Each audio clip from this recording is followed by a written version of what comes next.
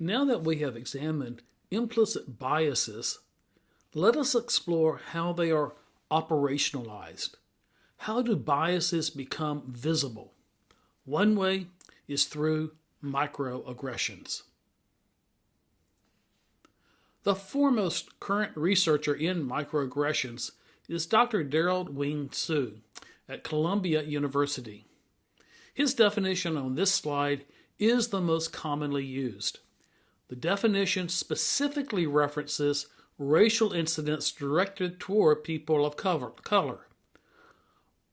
This is where work on microaggressions began. Today, microaggressions is a term applied to common and frequent words and actions toward anyone who could be considered a minority. Does this mean that people of the majority or dominant population are immune from insults? Certainly not. Everyone has had their feelings hurt. What distinguishes a microaggression from a routine insult is its relationship to a person's minority status. Microaggressions reinforce that status and signal that the person is an other. One difference with microaggressions from a routine insult is their cumulative impact, directed at some aspect of one's identity. In Dr. Su's presentations, his exasperation from being asked where he's from and complimented for his good English over and over again clearly comes through.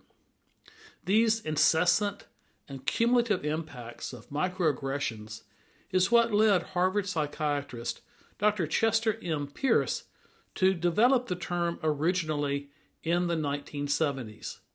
His research was focused on the trauma of African American men caused by these recurring, as he called them, mini disasters. As an aside, below this presentation you will find an interesting story about the racism Dr. Pierce faced when he was an undergraduate football player at Harvard in 1947, playing at the University of Virginia.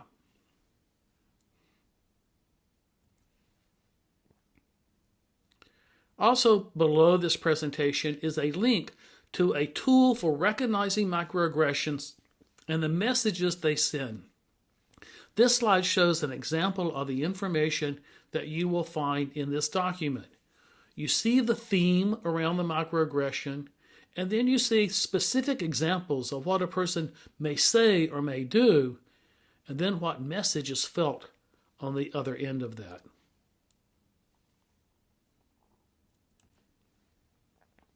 The microaggressions you see on this slide are among some that are the most common. Also posted is a presentation of a video produced by Pacific Lutheran University.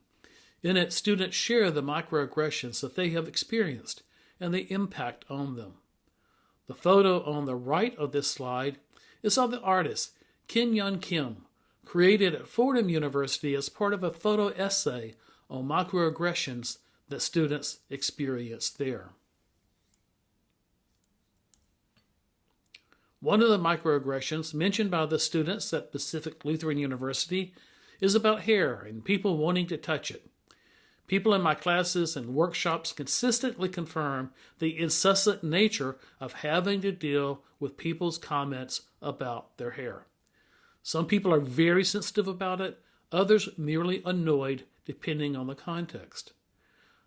You will find in this module a link to a PBS NewsHour story about hair discrimination in the workplace. Along with it is information about the Crown Act, a public policy initiative to prohibit discrimination based on hair and protecting the right to wear one's hair consistent with one's identity.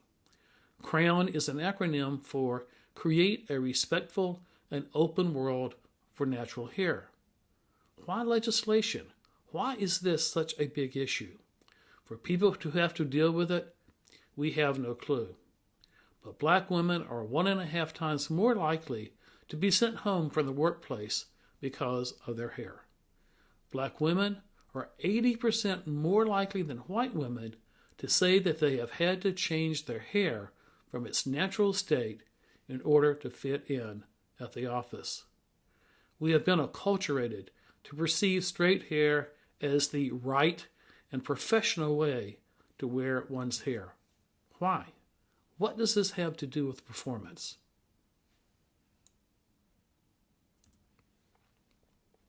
The Crown Act illustrates how public policy can be used to intervene, disrupting the impacts of persistent implicit and explicit bias. An area of particular concern is how local police are used to act on the biases of members of the public. In the upper left-hand corner of this slide is Jasmine Edwards. She went to use the swimming pool in the apartment complex where she lived, and somebody called the police. Across from her is Gary Lewis. He ran a child daycare center. He had black and white kids in the center, had one of the white kids in his car. A white woman saw them, called them police. Down in the bottom left-hand corner is Oregon State Representative Janelle Bynum. A resident of the neighborhood called the police on her as obviously a suspicious person while she was campaigning in a neighborhood she represented in the legislature.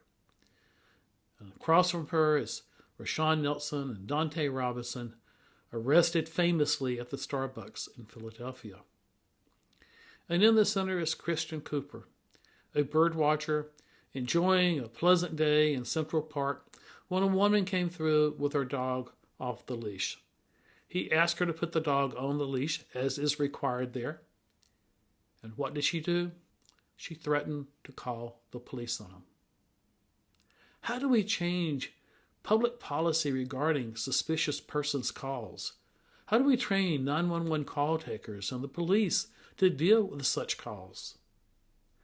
You will also find in this module a link to a very emotional video by Tyler Merritt entitled Before You Call the Cops. Beyond the difficult public policy issues raised by implicit bias and microaggressions, how do we deal with microaggressions individually? From a public management perspective, how do we deal with microaggressions in the workplace? Microaggressions create a culture of othering, not a culture of belonging.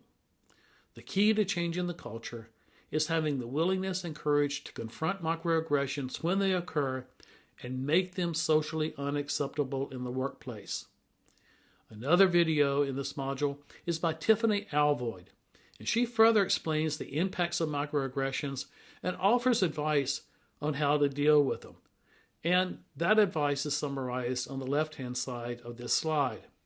The guidance on the right-hand side is from Kevin Nadal, whose article is also linked.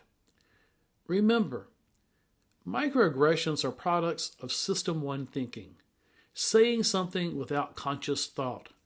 Alvoyd's first thought is among the most important. Before saying anything about a person's appearance or characteristics, stop. Put System 1 on pause. What am I about to say? What is my intent? What will be the impact? Given the power imbalance within organizations, for some people it is not safe to confront microaggressions, especially if the microaggressions are coming from a person with power over them and their career. This is why allyship is so important. It should not always fall to the target of the microaggression to respond. Those who observe the microaggression, especially if they have power, need to be the ones to challenge it. But what if you're the one that committed the microaggression? What if you get called out or suddenly recognize what you did? Well, for one thing, do not say, that was not my intent. Own the impact. Apologize. Ask questions if necessary to develop further understanding. Learn from the moment. Making learning part of an organizational culture is critical to an inclusive organization. These are powerful words on this slide. Said differently, Silence is complicity.